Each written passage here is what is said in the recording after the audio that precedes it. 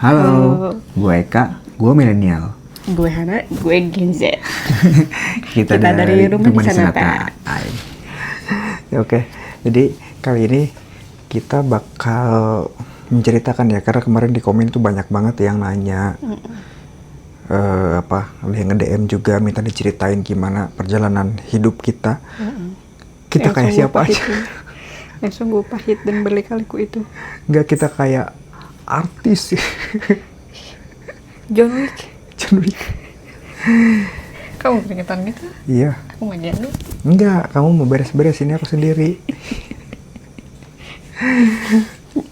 Oke, jadi ada beberapa juga pertanyaan di Instagram ya, yang gue udah bikin story tadi, semalam ya, tadi pagi kalau nggak salah.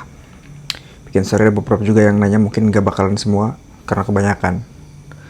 Jadi hanya beberapa aja nih yang bakal kita jawab di sini sekalian ya. Banyak ya? Aku belum lihat lagi. Ada beberapa sih, nggak banyak-banyak banget, nggak kayak ini apa Rapi Nagita 7 apa? Itu aja. Jadi gimana nih yang? Jadi ceritain. Perjalanan kita kan panjang. Enggak, mereka kan banyak yang nanya pas pertama nikah. Katanya ada yang nanya, kok katanya di konten kita yang kemarin kan dapat uang 5.000 aja senang banget. Emang kalian dulunya susah apa gitu? Oh. Katanya dapat uang goceng aja senang gitu. Ya susah banget. Kita kan Cerita awal ya, maksudnya dari pas pernikahan ya, pas nikah gitu. Pas nikah kita itu memaksakan diri. nekat. Modal nekat. Gua nggak punya duit, Yang penting dia yakin pun aja. sama gitu. Yang penting yakin. Yang penting yakin aja. Aku Akhirnya punya duit dari mana, lulusan SMA? iya. Akhirnya kita menikah lah. Intinya menikah lah. Setelah menikah 4 hari, kita memutuskan untuk kontrak. Karena sebelum menikah kita udah ada MOU lah sama istri gua dulu kan, pas pacaran. Jadi kita ada beberapa kesepakatan yang harus disepakati setelah menikah. Salah satunya yaitu kita tidak tinggal di rumah dia, tidak tinggal di rumah gua gitu kan. Makanya 4 hari menikah kita langsung kontrak. Padahal dulu posisinya rumah kamu kosong, karena mama kan tinggal sama kakak, Teh Dewi ya. Rumah dulu kosong, nggak ada yang ngurus, nggak ada yang nempatin. Tapi kita lebih memilih ngontrak. Padahal jaraknya deket sama rumah. Tapi minimal nggak bareng lah, maksudnya sama keluarga ya, ngontrak gitu. Nah, waktu memutuskan untuk kontrak, kita itu punya uang 500.000 ya terakhir ya, sisa nikahan, sisa amplop. 500.000, itu pun kita masih punya utang ke vendor. Berapa lagi? 4 juta lagi ya? Iya. Jadi kita punya utang 4 juta, akhirnya ada sisa 500.000. Ya udahlah, kita buat bayar kontrakan selama sebulan. Kita nggak mikirin makan dari mana, bayar listrik dari mana, bayar air dari mana. Tidak memikirkan hal itu. Dengan posisi gua tidak punya pekerjaan. Karena pengangguran dulu. Sebelum nikah juga pengangguran kan. Nganggur sih Pengacara enggak sih. Pengacara. Pengangguran banyak Coba acara. pekerjaan kamu tuh Freelance gitu, yang ada enggak gitu. ya adanya lumayan, ketika enggak adanya berbulan-bulan enggak ada gitu. Pas kebetulan pas kita nikah kosong selama 3 bulan ya. Selama 3 bulan kosong ya, disitulah kita merasakan lumayan lah. Setelah menikah ngerasain susah gitu. Akhirnya kita belajar. Sehari punya uang 2.000. Gue inget banget pas aku punya uang 2.000 pas kamu mau ke kampus itu. Iya. Mau ke kampus, ya udah nih bawa aja 2.000. Oh iya. Iya, pas kamu udah ngambil uang 2.000 terus pinjam HP aku tuh yang Samsung. Oh iya. Iya, yang Karena kamu. aku nggak punya HP. Iya. Kenapa kamu gak punya HP? Coba ceritain. Karena HP-nya dijual. Untuk Bayar listrik dan bayar perumahan. Iya, bayar itu, bayar kontrakan. Aku tuh kalau dipikir-pikir sekarang, kenapa ya HP aku yang jadi korban? Ya, karena kamu Tidak bekerja. untuk siapa gitu. Jadi kan, dulu kita nyari kontrakan, sengaja banget nyari kontrakannya deket ke kampus karena biar bisa jalan kaki. jalan kaki. Terus dulu gue inget banget kalau lagi jam istirahat, teman-teman kampus tuh pada makan di kantin, istirahat. jajan. Tapi gue milih pulang, goreng telur di rumah. Karena nggak punya duit. Iya. Jadi stok telur pun dulu, kalau misalkan kita nggak punya uang, kita pulang ke rumah, ke Sodong, ke rumah aku kan. Iya. Terus ngambil telur diam-diam gitu. Ya, Ngambil beras diam-diam. enggak, paling dong. Iya, maksudnya nggak mencoba untuk minta ke orang tua atau apa gitu. Karena nggak enak sih. Takut ketahuan anaknya susah. Karena sebenarnya ketika kita memutuskan untuk menikah juga sebenarnya ada pertentangan dari keluarga ya, karena kamu juga kan tidak punya pekerjaan tetap. Jadi pas nikah hidup susah tuh kita kayak nggak mau nunjukin gitu, kayak nggak mau dia omong sama keluarga kalau keputusan kita tuh kemarin salah gitu. Kan mama aku juga sempet ntar dulu lah gitu nikah sama kamu apalagi. Karena bukan karena nggak setuju orangnya udah setuju-setuju aja, karena posisi dia baru lulus sekolah. Udah di booking dengan posisi aku udah lulus 3 tahun kuliah. S1. Bukan lulus sekolah ya? Bukan lulus sekolah. Udah lulus kuliah. Lulus kuliah 3 tahun, pengangguran tuh. Pengangguran, tiba-tiba pengen nikah. Biang. Kamu mah apa? Apa namanya? Tek tek tek tek tek tek tek tek Apa? tek tek.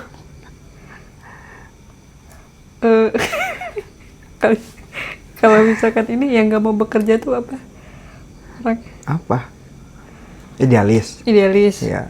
Waktu dulu ya idealis. Dia tuh dulu pengangguran bukan karena nggak ada yang mau ngerekrut, bukan nggak ada yang menawarkan pekerjaan. Dia tuh punya banyak keahlian, bisa semua. Cuma dia orangnya idealis. Sok-sokan. Tidak mau bekerja dengan orang lain. Iya. Selalu pengen jadi bos gitu. Selalu pengen jadi diri sendiri. Yes. Nggak mau diatur sama orang lah gitu. Baru-baru diatur sama bini gitu. Gitu lah. Ntar dulu kalau itu jangan dulu ceritain. Jadi ya itulah, makanya selama 3 bulan itu gue nggak menuntut gitu. Dengan kepribadian suami yang idealis, aku nggak mau kerja nih gitu. Kayak ya udah gitu, jalanin aja. Itu mah pas apa? Pas sebelum nikah, nggak mau kerja mah. Atau itu selama 3 bulan? Iya. Selama 3 bulan kamu masih ini dengan ini kamu keras kan? Kepala lah. Kepalanya belum merasakan, ternyata pusing juga ya gitu punya istri dengan posisi nganggur. Dengan posisi nganggur. Dan istri lagi kuliah gitu. Terus setiap bulan keluar kontrakan. Kerasanya itu makan mah gak jadi masalah sih. Kita kan manusia ya, bukan hewan aja yang gak punya otak dan pikiran gitu. Masih bisa makan gitu, apalagi kita gitu. Cuman tiap bulan jual HP dia. Yang awalnya jual 800, beli yang 600, yang 500, nanti jual lagi beli yang 300, nyampe gak punya HP. Mengecil jadi segede gini HP. Jadi lah gitulah, punya uang sehari 2.000, 5.000. Pernah kita yang senang banget, aku bikin logo itu, kita dapat 100.000. Senang banget itu, dapat 100.000. Ya kamu ngerjainnya dari malam sampai pagi, dari maghrib sampai pagi, terus ditawar lagi. Itulah kenapa kamu memutuskan untuk kerja di luar akhirnya. Karena akhirnya 3 bulan kita menahan lapar, akhirnya haus dan dahaga. Oke lah gitu. Menyerah juga dengan keidealisan kamu. Akhirnya pas kebetulan ada yang nawarin kerja kan. Awalnya ya udahlah coba dulu setahun. Itu juga masih kekeh gitu. Padahal posisinya nggak punya duit tapi kekeh. Setahun aja lah kerja gitu. Sok gitu ya. Udah 5 tahun sekarang. Jalan 6. Udah jalan 6. Ya gitulah. Ini pertama kali pekerjaan pertama. Kerja sama orang, mungkin terakhir juga nih. Nggak bakalan kemana-mana lagi kalau memutuskan untuk keluar, ya mungkin nggak bakalan kerja sama orang, bikin bisnis sendiri atau apa.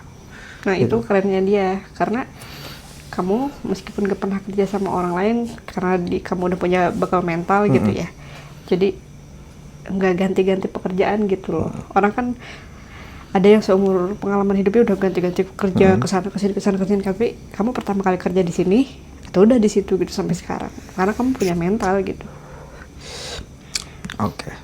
Oke. Nih sambil berjalan ya kita jawabin ada beberapa yang di sini. Itu nanti hanya sekedar pembuka aja. Tadi ada yang nanyakan berapa susahnya apa gitu. Lumayan lah susah lah. Jadi ya gitulah. Selama 3 bulan hidup kita susah lah itu ya. Selama 3 bulan hidup susah. Dan selama 3 bulan itu kita nggak punya utang ke orang. Itu dia. Walaupun hidup susah. Yeah. Punya. Siapa? Gak aku laku. Oh, itu mah utang HP. Karena HP aku dijual lagi. Iya. Nah ini ada yang nanya dari atas nama Tias. Gimana caranya yakin? Maksudnya yakin ke pasangan gitu. Ya kamu yakin ke aku yakin ke kamu gitu. Kamu dulu. Aku. Apa yang membuat kamu yakin gitu? Apa ya? Aku mau coba berpikir kalau ngebayangin gitu misalkan suatu saat nanti aku harus menikah, tapi bukan sama kamu gitu. Aku mikirnya nggak akan bisa. Gitu. Kenapa? Ya berjuta alasan. Mungkin karena udah lama juga ya kita ya pacaran, lumayan lah ya. Gue paling lama pacaran sama dia dan dia pun sama.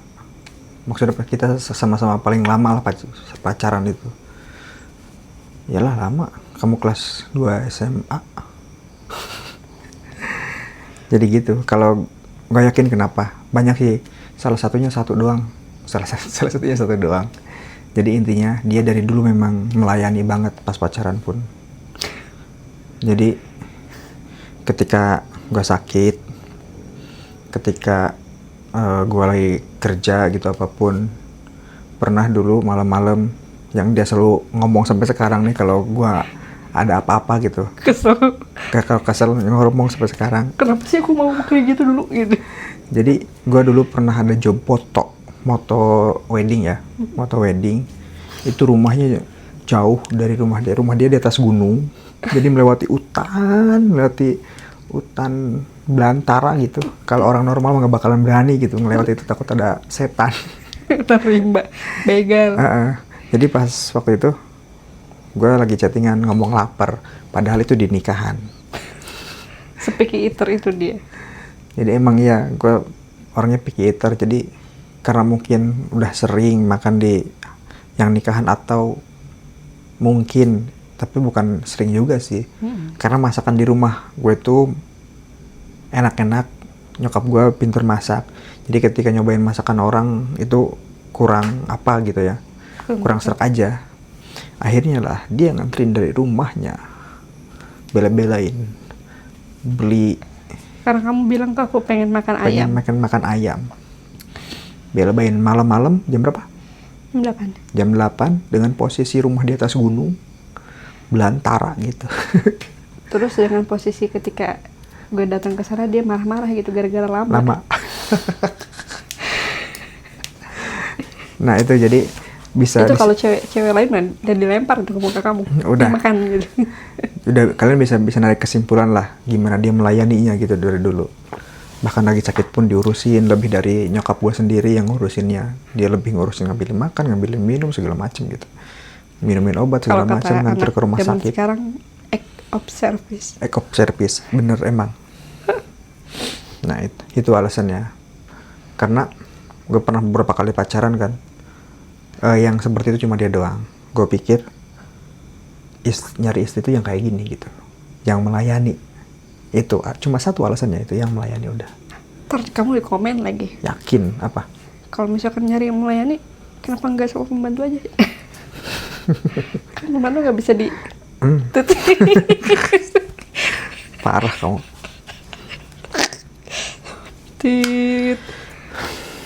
Dari It's Me Friends, apa ya, bingung karena udah jadi panutan soalnya. Oh ya tadi, perasaan yang tadi belum kejawab ya. Apa?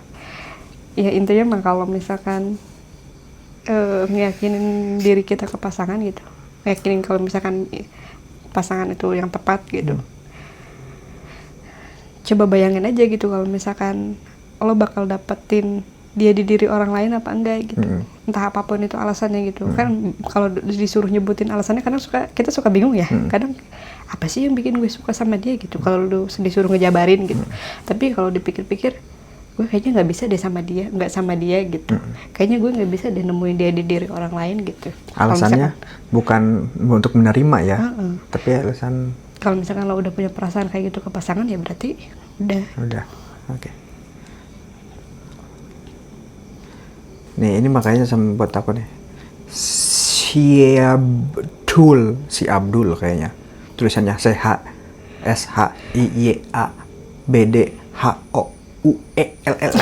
Panjangin durasi deh. Sesuatu hal masalah yang tidak pernah diceritain bapak ke istri itu apa? Yang nggak pernah diceritain, yang nggak perlu dia tahu. Tapi enggak sih, kayaknya kalau masalah mah gue mau cerita semua, apapun itu masalah seberat apapun gitu. Jadi kenapa gue memilih untuk cerita semuanya?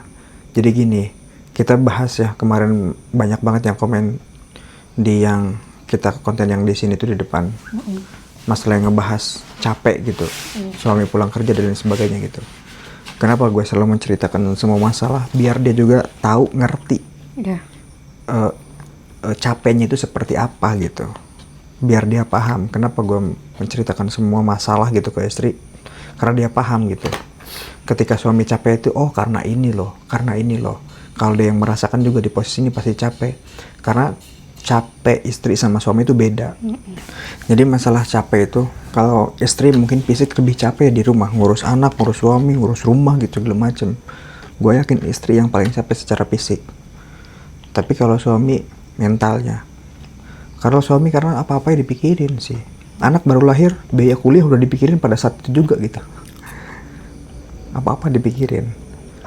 Anak baru lahir, biaya sekolah udah dipikirin. Apa-apa dipikirin. Yang paling bikin aku yakin kenapa maksudnya sebagai kepala rumah tangga itu gak gampang ya, karena aku tahu gitu kebutuhan kan makin kesini makin gede, naik ya. Entah itu biaya sekolah, kebutuhan pangan, kebutuhan pokok gitu.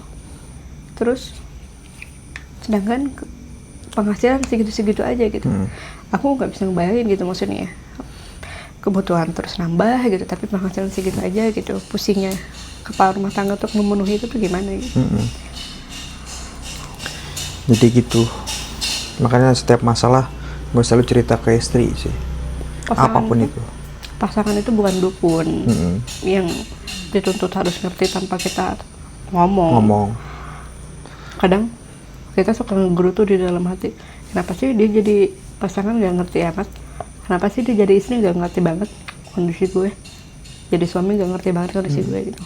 Padahal kita sendiri gak ngomongin gitu masalah kita apa, yang kita rasakan saat ini apa.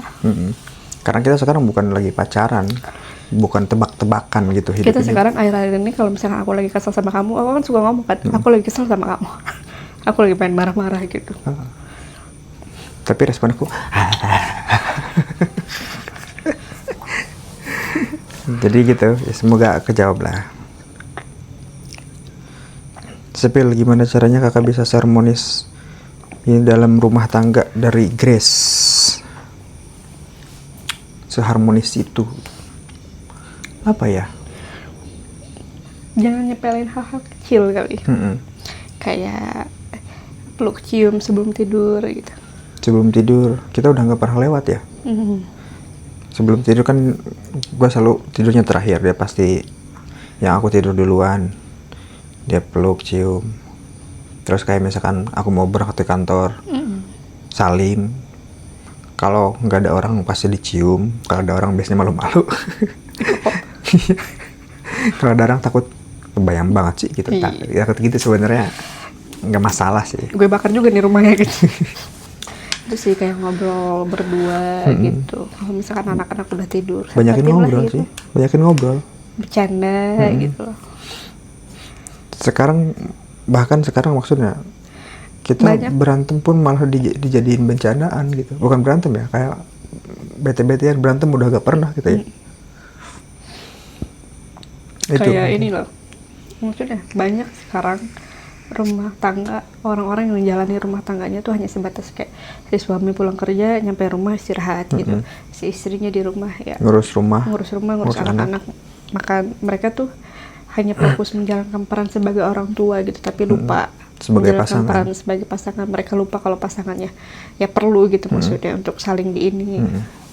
Banyak banget sih yang kayak gitu. Akhirnya mereka kadang yang seperti itu mereka nggak menyadari kalau mereka seperti itu, tapi lambat laun, tahun ke tahun gitu, maksudnya mereka menyadari gitu, kok rumah tangga gue kayak gini ya. Akhirnya sampai bertanya-tanya apa sih yang selama ini dilewati gitu. Ternyata hal-hal kecil itu kan yang bikin kita ngerasa, oh gini gue tuh punya pasangan gitu loh. Ya itulah. Oke, mungkin semoga kejawab lah. Next ya, dari Deka Alfi, cara bangun komunikasi yang terbuka gimana kak buat hubungan yang mau menuju pernikahan? Dia baru mau nih membangun komunikasi yang terbuka, sudah saling ngobrol. Apa ya, dulu pas pertama nikah, gue juga jarang sebenarnya ngobrol sama dia tapi yang nuntut terus, nuntut. Kenapa? Dulu aku masih ada ada pikiran belum tentu gitu. Bukan belum tentu. Dan aku mikir dulu kita ngobrolnya belum nyambung ya. Karena sejujurnya kayak maksudnya gap usia kita kan jauh ya. Jadi ketika ngobrol ini gue ke dia macam begini bengong aja. Yang penting kan aku dengerin. Gak ngerti gitu. Malah padahal gue pengen ditanggepin gitu tapi giliran dapet cewek yang pinter kamu nggak mau. Nah, karena di debat. Itu dia. Makanya alasannya. Makanya kan komunikasi akhirnya bisa dibangun ya. Walaupun alasan aku dulu kan nikahin kamu, walaupun ketika ngobrol dulu mah gak nyambung, menurut aku ya, kan banyak banget statement ya, menikahlah sama orang yang ngobrol nyambung lah. Tapi menurut aku mah enggak sih, yang mau ngobrol, bukan ngobrol nyambung, yang mau. Karena kalau misalkan udah nyambung pun ketika dia udah menikah tapi jarang mau untuk ngobrol ya susah juga. Akhirnya kan dipaksain mau kan untuk mencoba terbuka. Karena udah nikah akhirnya teman satu-satunya ya pasangan kita masing-masing gitu, yang bisa kita ngobrol apapun gitu. Nah di situ pun kita harus mawas diri ya kalau ini mah. Maksudnya ketika ada obrolan yang bikin kita sakit hati atau apa, jangan dianggap. Kan banyak juga kalau lagi ngobrol terus misalkan ngomongin hal-hal yang tabu gitu, kayak misalkan ngomongin mantan, terus ngomongin apa aja lah gitu yang membuat kesinggung. Akhirnya yang satu marah gitu, akhirnya yang satunya bikin males nantinya ketika ngobrol sesuatu. Makanya kalau gua ngobrol sama dia udah nggak ada batasan lagi, ngomongin apapun gitu, udah nggak ada ketersinggungan, udah nggak ada sakit hati gitu. Dia ngomongin hal yang sama ke gua gitu, nggak ada ketersinggungan. Jadi akhirnya gua mau gitu untuk ngobrol apapun tanpa takut dia kesinggung gitu. Bahasa simpelnya sih jangan baper. Jangan baper. Perempuan sekarang kan banyak ya, suka mancing biasanya. Ceritain dong tentang mantan kamu, tapi giliran diceritain dia ngambek gitu. Biasanya kayak gitu. Yeah. Sih biasanya yang bikin cowok males untuk ngomong, untuk cerita. Dah aku nanti gak akan ngomong lagi gitu. Terus kamu kenapa? Kamu punya masalah apa? Kok kamu cemberut aja? Giliran si laki-lakinya cerita, kamu sih gak dengerin aku. Makanya aku kan nasihatin kamu gini gitu. Jadi orangnya males. Jadi akhirnya runtuhlah komunikasi itu. Akhirnya ada yang satu ngerasa, ngapain sih mau cerita ke dia, orang dikit-dikit baper. Jangankan ke pasangan, coba cerita ke teman yang kita baperan gitu, males akhirnya. Itu bukan pasangan ya, teman aja. Kalau misalnya kita ngobrol, kita bercanda sama teman yang baperan, kita bakal males sendiri. Apalagi ke pasangan. Gitu, yang ngerasa kita harusnya ya, pasangan tempat kita berlabuh lah intinya. Jadi gitu. Ini ada nih Dari Wulan Darish. Jika salah satu ketahuan selingkuh, gimana Kak? Apa yang perlu diomongin dan dengan pasangan? Kita mau udah nggak ada yang bisa diomongin lagi ya, karena dari dulu sepakat. Gak ada yang perlu diobrolin sih. Apa yang harus diobrolin? Pertanyaannya, kenapa kamu selingkuh gitu? Kenapa kamu selingkuh sama dia gitu? Itu gak akan merubah apapun gitu. Ketika kamu selingkuh, aku gak akan nanya kapan kamu mulai hubungan sama dia, di mana kamu kenal dia, karena itu gak akan merubah apapun. Karena gitu. Merubah apapun. Ya, aku cuma bilang kamu tahu resikonya kan, ketika kamu ngelakuin hal ini, entah itu sadar atau tidak sadar gitu. Perselingkuhan itu bukan terjadi instan gitu. Kita bukan ketemu juga sama hilap. orang cipokan gitu, enggak gitu. Bukan juga hilap. Ya bukan, enggak ada hilap. Itu kan dari mata dulu. Gak tahu kalau hidup kalian kayak ayam, tiba-tiba lihat cewek gitu. Kan ada prosesnya lah, maksudnya kenalan dulu gitu, sharing, curhat soal pasangan masing-masing, selingkuh gitu. Nggak ada ini.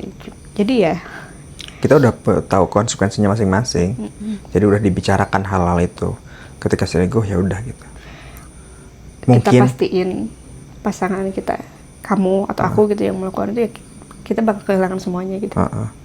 Kehilangan keromantisan, kehilangan keharmonisan, kehilangan kehangatan.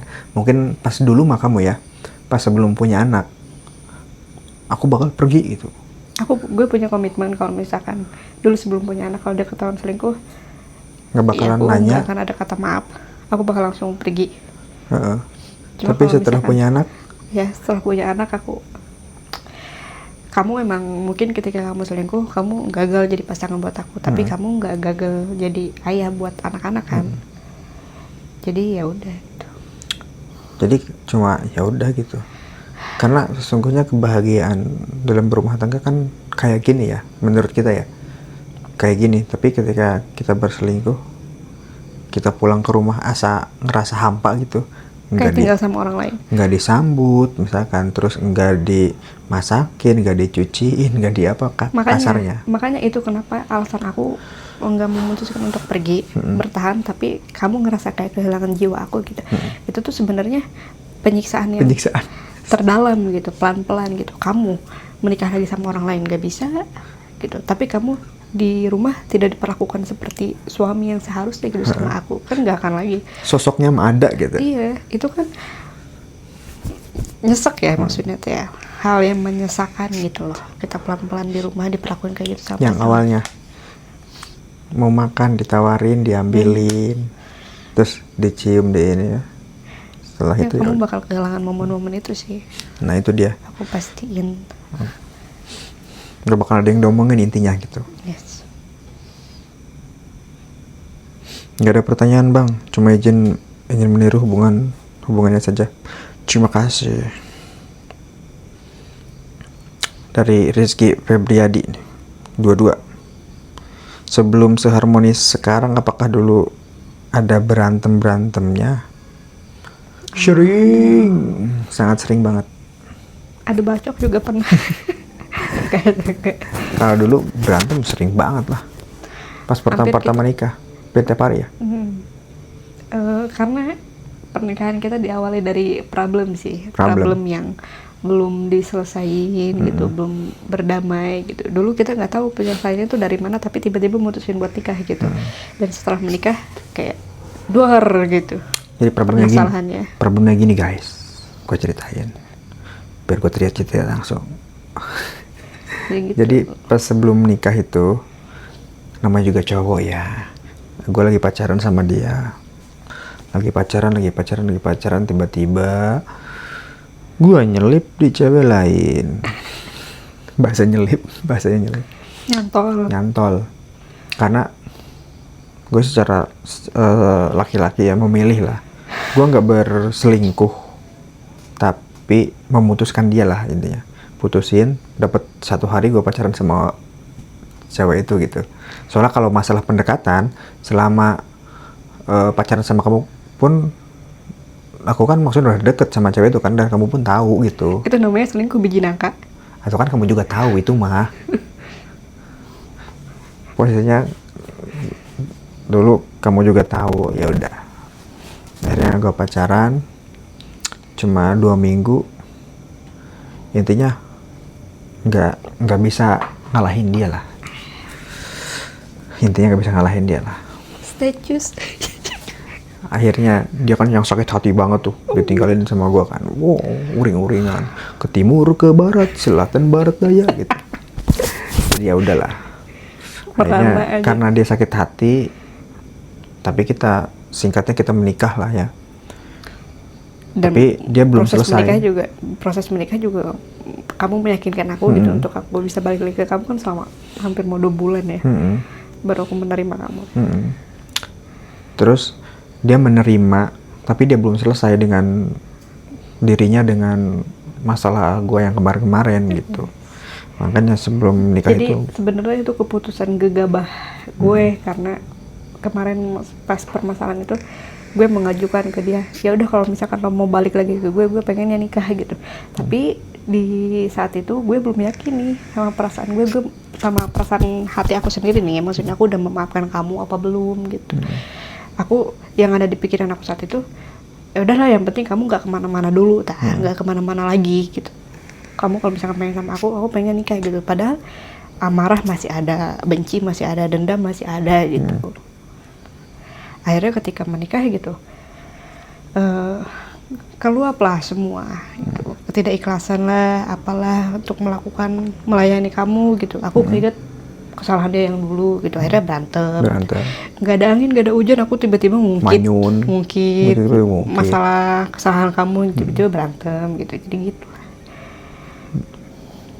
Sampai akhirnya waktu berjalan, gue menemukan apa itu ikhlas gitu, berdamai, terus terasa karena capek juga sih akhirnya maksudnya selama ini kita ribut karena diri gue sendiri gitu.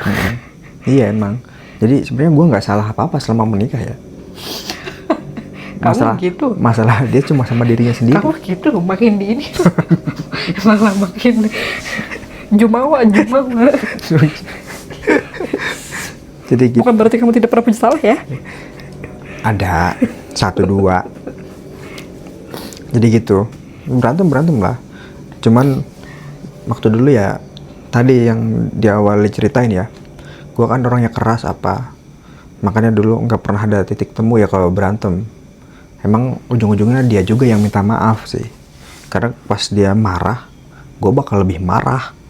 Itu juga tuh emosi aku dulu ya, nggak kayak sekarang lah, maksudnya masih meledak-ledak dulu pas pertama. Ngeliat dia manyun dikit, gue langsung emosi, marah dikit, gue langsung dia segini nadanya, gue twing segini. Ujung-ujungnya dia takut juga, akhirnya minta maaf juga. Nah gitulah intinya. Tapi sering berjalannya waktu, kita sadar gak ada gunanya juga ya kita berantem gitu. Capek akhirnya. Ya alhamdulillah lah, 3-4 tahun ini udah gak pernah berantem lagi. Paling bete-betean. Apa sih kamu? Paling bete-betean gitu. Kayak sekarang, apa sih kamu nginjek kaki aku? Oh iya. Paling gitu doang. Sekarang mah dia bete, gue bercandain, ketawa lagi. Udah gak ada berantem. Oke, dari ABCD diam. Pas mau nikah apa alasan yang bikin yakin kalau dia memang jodoh kita? Ya tadilah udah ada jawab. Pertanyaan yang pertama. Jodohku, maunya ku. Dari Bang Eri, bagaimana cara bangun hubungan seperti ini Mas? Boleh dikasih saran? Terima kasih. Dibangunnya dari saling percaya lah. Maksudnya saling percaya. Saling nurunin ego dan percaya. Maksudnya kalau percaya deh, ketika kalian ngebangun pernikahan, ego tuh hal yang paling sulit ditaklukkan. Tapi ketika sudah taklukan, aman semuanya. Ego kan yang biasanya melahap diri manusia ya, maksudnya. Kalau misalkan kita udah bisa naklukin ego kita sendiri ya, hidup terasa damai-damai aja gitu. Ada meteor jatuh pun ya damai aja. Damai aja, kita mah santai. Gunung meletus juga damai aja. Kita mah santai aja. Nah. Itu bukan cuma berlaku ke pasangan ya. Ketika kita bisa menaklukkan ego kita sendiri, hidup bermasyarakat pun ya terasa enjoy gitu. Ada yang menzolimi kita, memfitnah kita itu ya gitu Santu. aja gitu. Ada yang memitnah, ada yang ngomongin. Santai gitu. Santuy aja. Lo maling kambing gue yang kemarin. Santuy. Iya tuh ada di sate di belakang. Ada 2 tusuk lagi. Gituin aja. Nah, Gitu loh. tentang hubungan yang selalu salah paham, gimana caranya biar satuin pemikiran, dari Hans Hulu. Apa? Hubungan yang selalu salah paham, gimana cara satuinnya? Salah paham, gimana cara nyatuinnya? Ngobrol lah. Sebenarnya permasalahan dari pertanyaan banyak tadi ya, maksudnya beberapa pertanyaan ujung-ujungnya kembali ke ego masing-masing sih. Yes. Sebenarnya ketika kedua orang lagi emosi, mereka tuh selalu berpacu ini dengan isi kepalanya gitu ya. Pokoknya gue nggak mau ngedenger apapun alasan lo gitu. Pokoknya lo salah gitu. Lo yang harus ngedenger.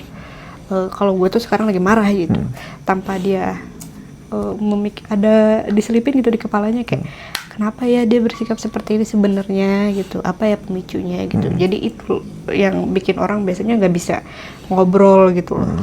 Karena dua-duanya ngerasa kayak gitu. Jadi kalau magnet mah, dulu kita sempat ngerasa kayak gitu. Dia ngerasa ketika kita ngobrol, kita nih permasalahan sepele gitu. Tapi karena aku ngerasa kamu tuh udah nyakitin aku loh dulu, kamu yang mohon-mohon aku buat aku balik lagi ke kamu gitu. Tapi kenapa sekarang kamu bersikap kayak gini gitu. Terus di satu sisi kamu ngerasa gue tuh udah capek tahu kerja siang malam gitu. Kenapa lo nggak bisa ngalah sedikit aja gitu. Kita tuh berkutat dengan emosi kita sendiri gitu, tanpa kita ngerasa kayak kenapa ya gitu kamu capek pulang kerja malah kayak gini gitu. Padahal kuncinya kalau dulu kamu kayak gitu, tinggal layani aku udah selesai. Padahal nggak usah ada kata-kata apa-apa lagi gitu. Yes. Padahal dulu kalau misalkan kalau pasangan ketika lagi marah gitu, coba dengerin dulu sampai selesai gitu ya. Coba tanya dulu, emang kenapa sih gitu? Apa alasannya kamu bersikap kayak gini gitu? Kamu lagi ada masalah atau apa gitu? Kita dulu pernah di fase kita berantem, ego masing-masing ya, der sering. Terus kita ngobrol-ngobrol, terus kita pernah di fase juga, kalau misalkan aku lagi emosi, kalau aku lagi ngomong, tolong gantian. Kita pernah di fase gitu kan, pasti dulu. Akhirnya untuk meminimalisir berantem itu tuh, biar akhirnya nggak tinggi-tinggi, akhirnya kita pernah di fase ngobrol yuk gantian, kalau ngomong gantian. Ya udah, dulu pernah kamu ngeluapin emosinya tuh, gue diem aja tuh. Terus setelah dia udah selesai, gue juga ngeluapin emosinya, dia diem aja. Kita pernah di fase gitu, akhirnya kan maksudnya ada peningkatan nih dari yang dari berdua gitu nggak mau ngalah. Akhirnya kita bersepakat kalau misalkan lagi emosi, lagi marah, yang satunya kalau lagi ngomong, yang satunya diem, tapi gantian gitu. Intinya sih sabar ya. Sabar. Biasanya kan orang kalau misalkan ribut saling nyolot, obrolannya malah kemana-mana gitu. Karena di pertengahan dia belum juga beres gitu, udah dipotong. Akhirnya kan, kok kamu ngomongnya ke situ sih? Akhirnya permasalahannya apa? Di pertengahan obrolan malah kemana-mana gitu. Iya, kita pernah permasalahannya melebar gitu. Dan solusinya nggak ketemu. Pernah kita di fase yang kayak gitu. Kita minta gantian untuk ngomong. Walaupun ngomongnya emang sambil marah-marah gitu, nggak apa-apa. Yang penting gantian gitu. Sampai beres, sudah selesai, gue lagi. Nah, setelah semuanya udah selesai, akhirnya kita tahu nih titik temu nih, masalahnya di mana gitu. Yang kita rasain sih ketika kita sabar ngedengerin pasangan buat ngeluhin apa yang dia rasain dulu gitu. Di pertengahan kadang kita yang tadinya meninggi gitu ya, karena kita udah ngedengerin dia sampai selesai, kayak oh iya ya gitu. Oh iya, akhirnya kita juga nanti membalasnya dengan kayak oh gini loh ya, sebenarnya aku marah-marah tuh kayak gini gitu. Jadi kayak merendah gitu. Setelah fase itu beres, akhirnya udah nggak berantem lagi. Karena udah saling ngerti lah. Nah, jadi itu. Oke, kita next aja.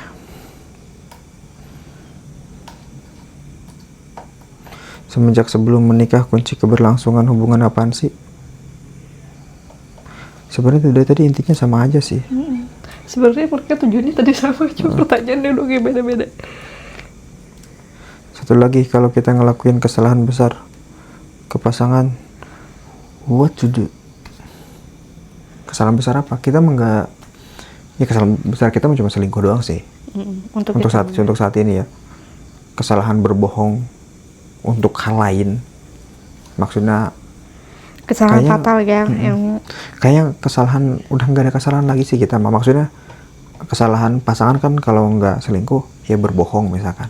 Berbohong pun kita udah nggak ada berbohong karena saking terbukanya gitu.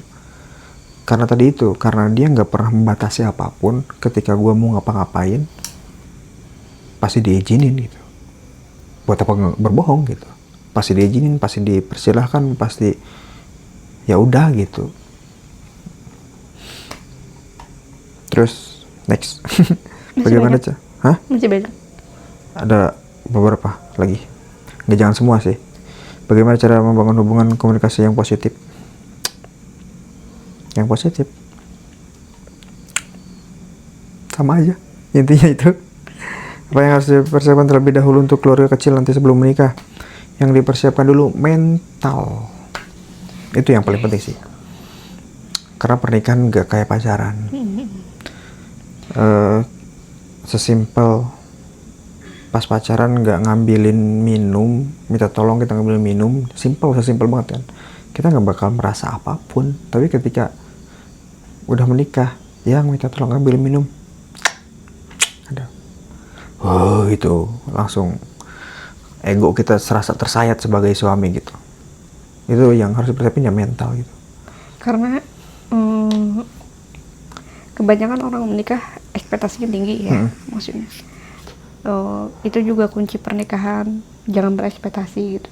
Berekspektasi kalau misalkan kehidupan bakal enak loh, terutama bagi perempuan gitu ya, bakal diratukan lah segala macam atau apa gitu. Jadi ketika mereka diterpa kehidupan yang sebenarnya gitu, punya anak, begadang, ngerasain sakitnya melahirkan gitu, dan ternyata suaminya tidak seperhatian itu ketika dia sedang ada di fase itu, akhirnya kayak baby blues lah dan apalah gitu. Pokoknya jangan mengharapkan sesuatu yang belum pasti lah gitu. Ya itulah. Ternyata aku kalau misalkan ditanya, kalau misalkan ada teman yang baru menikah di tahun sekarang gitu ya, aku kadang suka berpikir kayak astaga gitu, perjalanan dia masih panjang gitu. Aku bersyukur aku menikah lebih dulu gitu, karena ya aku udah melewati perjalanan itu gitu. Intinya aku sekarang lagi menikmati hasil dari ini aku gitu loh, dari proses. Yes. Jadi Yudi Satria, masa-masa tersulit dan bagaimana mengatasinya? Masa-masa tersulit kita cuma ekonomi doang dulu ya. Yes. Sama itu tadi ya. Yang tadi sering berantem, cara ngatasinnya nih ya udah gitu-gitu aja, ngobrol, diskusi baik gitu. Apalagi cara ngatasinnya. Intinya rumah tangga itu jangan saling ngerasa kita yang paling benar, kita yang paling inilah. Ngerasa si paling itu. Dan lagi jangan ngerasa mau sebanyak apapun yang pasangan lakuin ke kalian, kalau misalkan kalian ngerasa itu nggak ada apa-apanya dibanding apa yang kalian lakuin, ya udah selesai. Maksudnya nggak akan ada ininya. Padahal coba deh, aku ya yang bikin aku sekarang merasa bersyukur gitu untuk setiap hal kecil yang kamu lakuin ke aku kadang suka berpikir kayak, oh gitu, aku kalau misalkan aku sama orang lain apa aku akan diperlakukan seperti ini gitu. Oh, apa pantas ya gitu, maksudnya aku diperlakukan sebegini baiknya gitu sama kamu. Itu sih. Dan lagi ketika ada masalah, jangan ngomong lu harus ngerubah sikap lu dong, gue maunya kayak gini. Tapi coba ngomongnya jangan lu, tapi kita rubah yuk gitu, kita berkembang yuk, kita berubah yuk gitu, lebih baik. Maksudnya kalau misalkan lu tetap ngelu-eluin, takut yang satu ngerasa terintimidasi, ya nanti malah ribut lagi. Coba kalau misalkan pendekatannya kayaknya ini salah deh, kayaknya kita ngejalanin ini salah, kayaknya ada yang harus dirubah dari diri kita masing-masing gitu. Karena pendekatannya itu kayak introspeksi diri lah akhirnya, kayak gitu.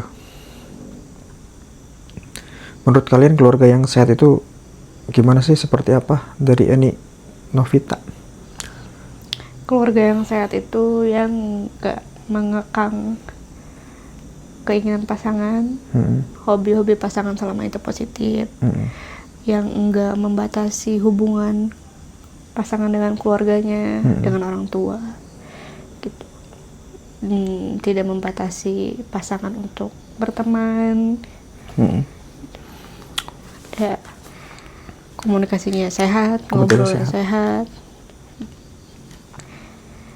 Itu bakal berpengaruh juga sih ke semua. Iya. Karena ketika laki-laki ngerasa di kayak gitu, maksudnya dengan sifat sikap istri yang seperti itu, nanti laki-laki mikir, oh istrinya udah baik gini nih, nanti gue bakal ngelakuin yang lebih baik untuk dia gitu. Akhirnya ketika kita ngerasa gue harus ngelakuin yang terbaik buat pasangan, dia pun ngerasa gue pun harus melakukan yang terbaik buat suami, ya sudah selesai, sehat hubungan. Jadi bukan menuntut gitu, kamu harus kayak gini, enggak. Jadi dia memberikan sesuatu ke gue memberikan sesuatu ke dia. Sehat menurut aku mah kalau udah kayak gitu. Mensupport apa yang dilakukan pasangan juga ya. Iya. Biasanya kadang yang menjatuhkan diri kita tuh pasangan kita sendiri. Ketika si suami, yang aku kayaknya mutusin buat resign, pengen usaha aja gitu.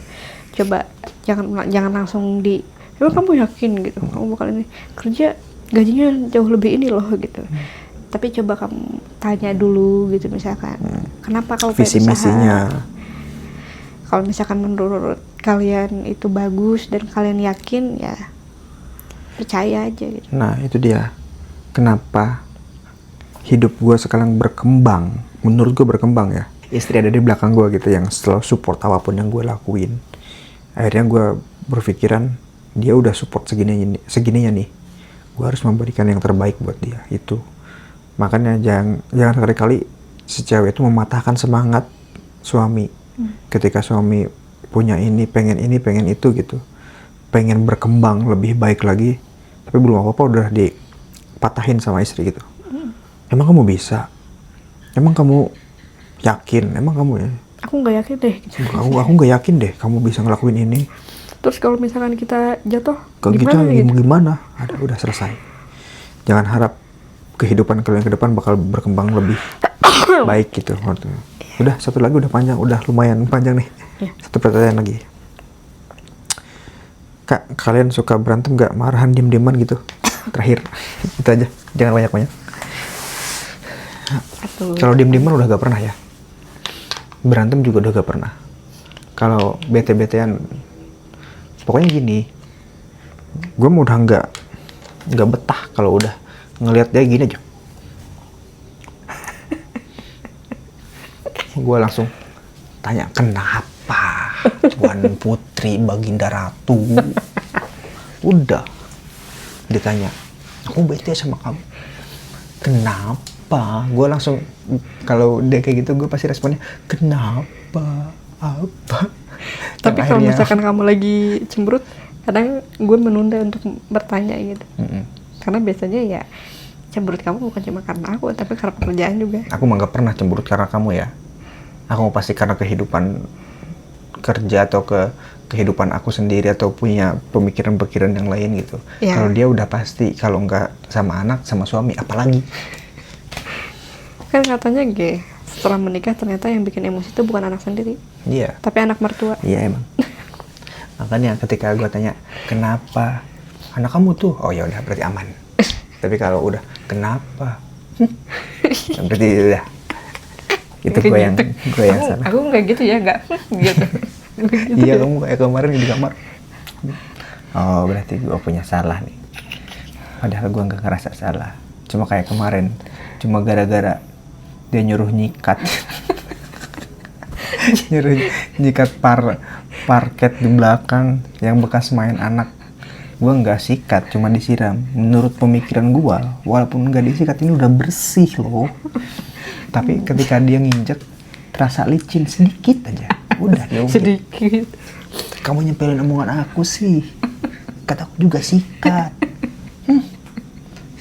Secara visual mata gue kan ngelihatnya, ini udah bersih banget ini, disemprot dengan tegangan air yang kencang gitu. Itu tuh yang kamu lihat gitu. Atau iya kan aku mah nggak ngerasain. Itu kalau misalkan kan laki-laki bakal nyapu ya? Itu kalau udah kering ya, itu nggak bakal licin yang masih licin karena masih basah, keinjek sama kamu langsung. Suami gue nih, harus gue selahin. Jadi gitu guys. Jadi mungkin udah cukup panjang ya. Nanti jangan lama-lama. Nanti kita sharing lagi. Dengan kita bertema ya. Baru ngejawab yang sesusah apa gitu. Sesusah apa dan cara kita menanggapi sebuah masalah lah intinya. Jadi ya udah gitu aja. Kita ketemu di next video. Bye. Goodbye. Rumah di Sanata.